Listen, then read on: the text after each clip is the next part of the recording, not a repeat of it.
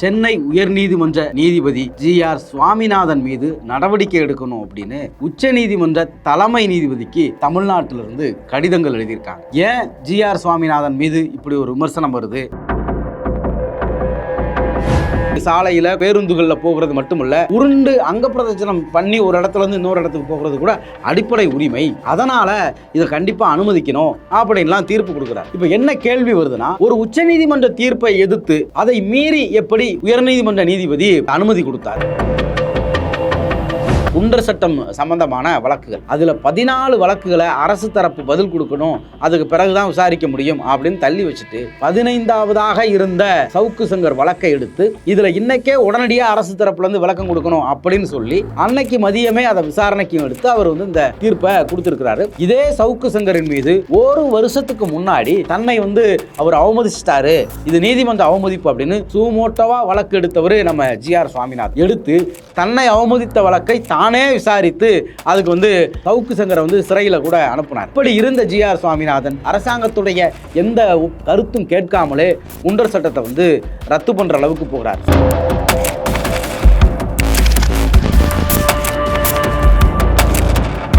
India Hindu நாடா இருக்கிற வரைக்கும் தான் அங்க மதச்சார்பின்மையே இருக்கும் அப்படின்னு அடிப்படையில் ஒரு RSS உடைய 4ஆம் தர பேச்சாளர் பேசுற அளவுக்கும் ஜி.ஆர். சுவாமிநாதன் பேசுறார். நீங்க RSS கொள்கையை தான் பேச போறீங்க அப்படின்னா உங்ககிட்ட அறநிலையத்துறை சம்பந்தமா ஒரு வழக்கு வருது அப்படின்னா அந்த வழக்கை நீங்க எப்படி கையாளுவீங்க? தொடர்ச்சியா ஜி.ஆர். சுவாமிநாதன் இப்படி பல்வேறு சர்ச்சைகள்ல சிக்கிறதுக்கான காரணம் என்ன அப்படிங்கறதெல்லாம் குறித்து தான் நாம இன்னைக்கு பார்க்க போறோம்.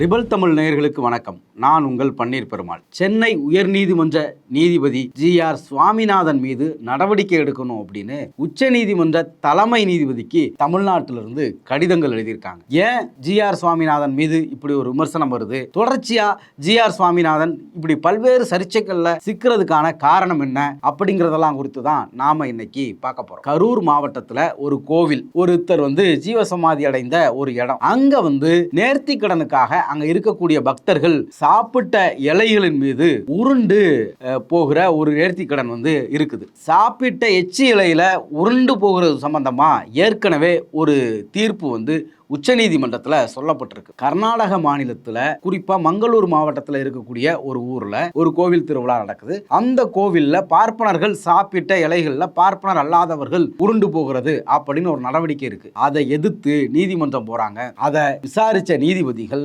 இதெல்லாம் மனித மாண்புக்கே எதிரானது, மனித நாகரிகத்துக்கு எதிரானது அப்படின்னு சொல்லி இந்த எச்சில் இலையில உருள்றதுக்கு தடை போடுறாங்க. இது உச்சநீதிமன்ற தீர்ப்புல சொல்லப்பட்டது. இதே உச்சநீதிமன்ற தீர்ப்பை அடிப்படையாக வச்சு இந்த கரூர் மாவட்டத்தில் நிகழக்கூடிய அந்த எச்சில் இலையில உருள்றது தொடர்பாக ஒரு வழக்கு 10 ஆண்டுகளுக்கு முன்னாடி சென்னை உயர்நீதிமன்றத்துக்கு வருது. 10 ஆண்டுகளுக்கு முன்னாடி வந்த அந்த தீர்ப்புல 2 நீதிபதிகள் அடங்கிய ஒரு அமர்வு, அந்த அமர்வுல உச்சநீதிமன்ற தீர்ப்பை மேற்கோள் காட்டியும் இது மனித மாண்புக்கு எதிரானது, இது மனித நாகரிகத்துக்கு எதிரானது, சுகாதார கேடுகளை உருவாக்கும் அப்படின்னு சொல்லி இந்த எச்சில் இலையில உருள்றதுக்கு தடை விதிக்கிறாங்க. இப்ப ஏற்கனவே உச்சநீதிமன்றத்தில் இதற்கு எதிராக தீர்ப்பு இருக்குது.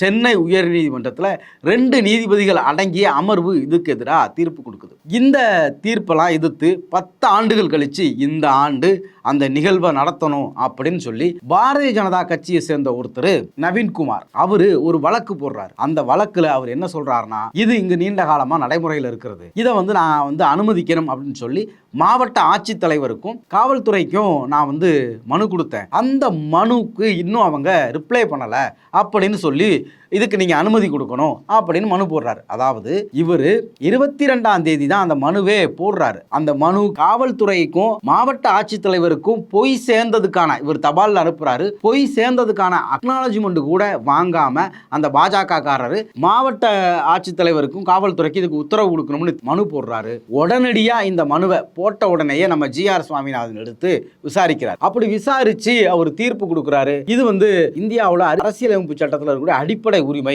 ஒரு இடத்துல இருந்து இன்னொரு இடத்துக்கு ஒரு இந்திய குடிமகர் போகிறது தப்பு கிடையாது, அது அரசியலமைப்பு சட்டத்துல அடிப்படை உரிமையிலே சொல்லப்பட்டிருக்கு. அப்படி போகிறது அப்படிங்கிறது சாலையில பேருந்துகள்ல போகிறது மட்டுமல்ல, உருண்டு அங்க பிரதட்சணம் பண்ணி ஒரு இடத்துல இருந்து இன்னொரு இடத்துக்கு போகிறது கூட அடிப்படை உரிமை. அதனால இதை கண்டிப்பா அனுமதிக்கணும் அப்படின்லாம் தீர்ப்பு கொடுக்கிறார். இப்ப என்ன கேள்வி வருதுன்னா, ஒரு உச்சநீதிமன்ற தீர்ப்பை எதிர்த்து அதை மீறி எப்படி ஒரு உயர்நீதிமன்ற நீதிபதி அனுமதி கொடுத்தாரு. அடுத்து 2 நீதிபதிகள் அடங்கிய சென்னை உயர்நீதிமன்ற தீர்ப்புக்கு மீறியும் இவர் அனுமதி கொடுக்கிறார். நீதிமன்ற நடைமுறைகள் அப்படின்னு எடுத்து பார்க்கிறப்ப பெரும்பாலும் சட்டத்தை என்ன சொல்லப்பட்டிருக்கு, ஏற்கனவே இருக்கக்கூடிய நீதிமன்ற தீர்ப்புகள் என்ன சொல்லுது அப்படிங்கறதெல்லாம் அடிப்படையா வச்சு தான் தீர்ப்புகள் கொடுக்கணும். ஆனா நம்ம ஜி.ஆர். சுவாமிநாதன் என்ன சொல்றாரு அப்படின்னா, இப்படி உருண்டு போகிறது சம்பந்தமா மகாபாரதத்தில் சொல்லப்பட்டிருக்கு, இன்னும் சில இந்த மாதிரியான கதைகள் எல்லாம் சொல்லப்பட்டிருக்கு அப்படின்லாம் ரெஃபரன்ஸ் சொல்லி இந்த தீர்ப்பை கொடுக்கிறார். ஆக அடிப்படையில் நீதிமன்ற நடைமுறையவே ஜி.ஆர். சுவாமிநாதன் மீறி இருக்கிறாரு, இவருக்கு நீதிபதியா இருக்கிறதுக்கே தகுதி கிடையாது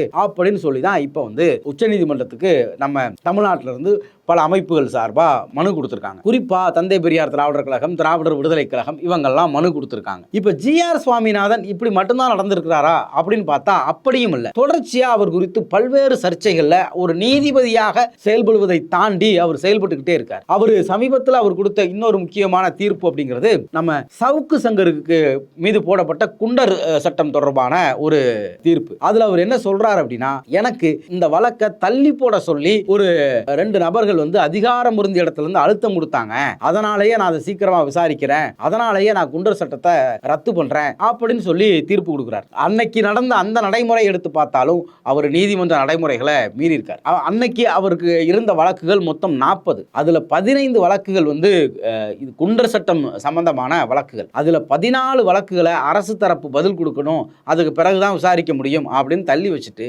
15வதாக இருந்த சவுக்கு சங்கர் வழக்கை எடுத்து இதுல இன்னைக்கே உடனடியாக அரசு தரப்புல இருந்து விளக்கம் கொடுக்கணும் அப்படின்னு சொல்லி அன்னைக்கு மதியமே அதை விசாரணைக்கு எடுத்து அவர் இந்த தீர்ப்பை கொடுத்திருக்கிறாரு. அரசு தரப்பு விளக்கம் கேட்காம இதன் மீது தீர்ப்பு கொடுக்க முடியாதுன்னு அவரோட கூடுதலா இருந்த இன்னொரு அரசரான பாலாஜி அவர்கள் சொல்றாங்க. அதனால இந்த வழக்கு 3வது நீதிபதிக்கு அனுப்பப்படணும் அப்படின்னு தலைமை நீதிபதிக்கு பரிந்துரைக்கப்படுது. இதே சவுக்கு சங்கரின் மீது 1 வருஷத்துக்கு முன்னாடி இதே தன்னை அவர் அவமதிச்சிட்டாரு, இது நீதிமன்ற அவமதிப்பு அப்படின்னு சுமோட்டோவா வழக்கு எடுத்தவர் நம்ம ஜி.ஆர். சுவாமிநாதன் எடுத்து தன்னை அவமதித்த வழக்கை தானே விசாரித்து அதுக்கு சவுக்கு சங்கரை சிறையில் கூட அனுப்புனார். இந்த காலகட்டத்தில் சவுக்கு சங்கர் என்ன சொன்னார்னா, ஜி.ஆர். சுவாமிநாதன் போற ஸ்பீடை பார்த்தா என்ன கண்டிப்பா சிறையில் அடைச்சிருவார் அப்படின்னு இந்த வழக்கை அவர் விசாரிக்க ஆரம்பிச்ச உடனே சொன்னார். இப்படி இருந்த ஜி.ஆர். சுவாமிநாதன் இன்னைக்கு சவுக்கு சங்கர் தமிழ்நாட்டில் இருக்கக்கூடிய திமுக அரசுக்கு எதிராக நிறைய அவதூறுகள் பேசிட்டு இருக்கக்கூடிய காலகட்டத்தில் அவர் திமுகவுக்கு எதிராக பேசுறாரு அப்படிங்கிற ஒரே காரணத்துக்காக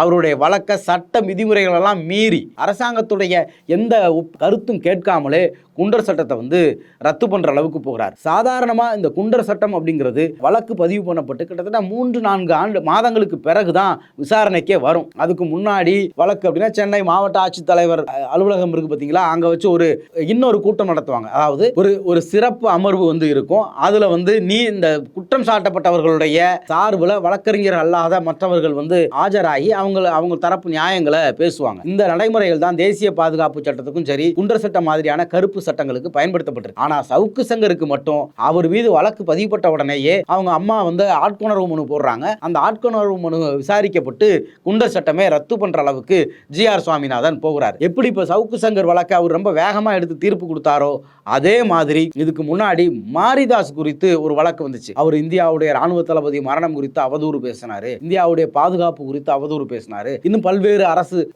தரப்பு குறித்து பல பொய்களை சொன்னாரு அப்படிங்கிற அடிப்படையில் அவர் மீது வழக்கு பதிவுப்பட்டுச்சு. அந்த வழக்கை ரொம்ப வேகமா எடுத்து இவர் ஜாமீன் கொடுக்கலாம் அப்படின்னு விசாரணைக்கு உடனே எடுத்தாரு. உச்சநீதிமன்றத்தில் வழக்கு நடத்தப்பட்டு இது அவ்வளவு வேகமா எடுத்து நடத்த வேண்டிய வழக்கெல்லாம் கிடையாது அப்படின்னு உச்சநீதிமன்றம் ஜி.ஆர். சுவாமிநாதனுக்கு ஏற்கனவே ஒரு குட்டு வச்சிருக்கு. அப்படி இருந்தும் அவர் விசாரணை நடத்தி தீர்ப்பு கொடுத்தார். இப்படி பல விஷயங்கள்ல ஜி.ஆர். சுவாமிநாதன் ஒரு RSS காரராகவே செயல்படுறாரு அப்படிங்கிறது பல இடங்கள்ல நமக்கு தெரிய வருது. ஒரு நீதிபதியா இருக்கக்கூடியவர் ஒரு கூட்டத்தில் போய் கலந்துக்கிறார். ஹெச் ராஜா, ரங்கராஜ் பாண்டே மாதிரியான RSS ஆதரவாளர்கள் நடத்தக்கூடிய ஒரு கூட்டத்தில் கலந்துக்கிட்டு அவர் அங்கேயுமே சில தவறான அவதூறுகளை தொடர்ந்து பேசுறார். இன்னைக்கு காஞ்சி சங்கரமடத்துடைய புதிய மடாதிபதி இருக்கார் பாத்தீங்களா, அவர் ஒரு நிகழ்ச்சியில தமிழ்தாய் வாழ்த்து பாடுறப்ப எழுந்து நிக்கல, தமிழ்தாய் வாழ்த்து அவர் அவமதிச்சிட்டாரு அப்படின்னு பல குரல்கள் வருது. அவர் தியானத்துல இருந்தாரு அதனால எழுந்து நிக்கல அப்படின்னு அவரு நம்ம ஜி.ஆர். சுவாமிநாதன் சொல்றாரு. தமிழ்தாய் வாழ்த்த மடாதிபதியை அவமதிச்சதை கண்டிச்சு ராமேஸ்வரத்தில் இருக்கக்கூடிய அந்த மடாதிபதியின் மீது சில தமிழ் உணர்வாளர்கள் சில தாக்குதல்களை மீறி நடத்துறதா ஒரு வழக்கு வருது. அந்த வழக்கு இவர்கிட்ட விசாரணைக்கு வந்துச்சான். அவங்க கிட்ட நீங்க எல்லாம் தமிழ் ஆர்வலர்கள் அப்படின்னா திருக்குறள் சொல்லுங்க அப்படின்னு இவர் சொன்னாராம்.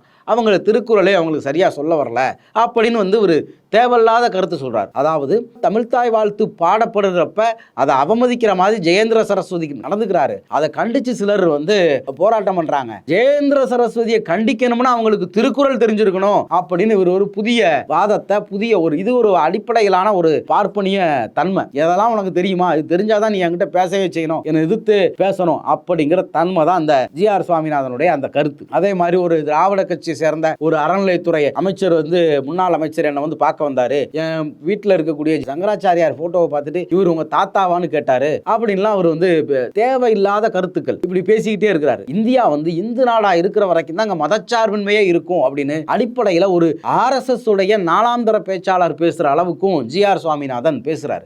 RSS பிஜேபி இந்த குழுக்கள் எல்லாம் தமிழ்நாட்டில இருந்து அறநிலையத்துறையை ஒழிக்கணும் அப்படின்னு ஒரு பெரிய அளவுல கேம்பெயினை 50 வருஷமா நடத்திக்கிட்டு இருக்காங்க. அவங்க ஒரு கூட்டம் நடத்துறாங்க. அந்த கூட்டத்துல போய் ஒரு நீதியரசர் கலந்துக்கிறார். நீங்க வந்து RSS கொள்கையை தான் பேச போறீங்க அப்படின்னா உங்ககிட்ட அறநிலையத்துறை சம்பந்தமா ஒரு வழக்கு வருது அப்படின்னா அந்த வழக்கை நீங்க எப்படி கையாளுவீங்க? நீங்க இதுவரைக்கும் எந்த வழக்கையுமே நேர்மையா கையாண்டது இல்ல, ஆனா வெளிப்படையாவே நீங்க எப்படி செயல்படுறீங்க அப்படிங்கிற கேள்வி எல்லாம் நமக்கு இப்படி வருது. அடிப்படையில ஒரு நீதிபதிக்கான எந்த மாண்பையும் எந்த வழிமுறைகளையும் பின்பற்றாத ஒரு நபரா ஜி.ஆர். சுவாமிநாதன் இருக்கிறார்.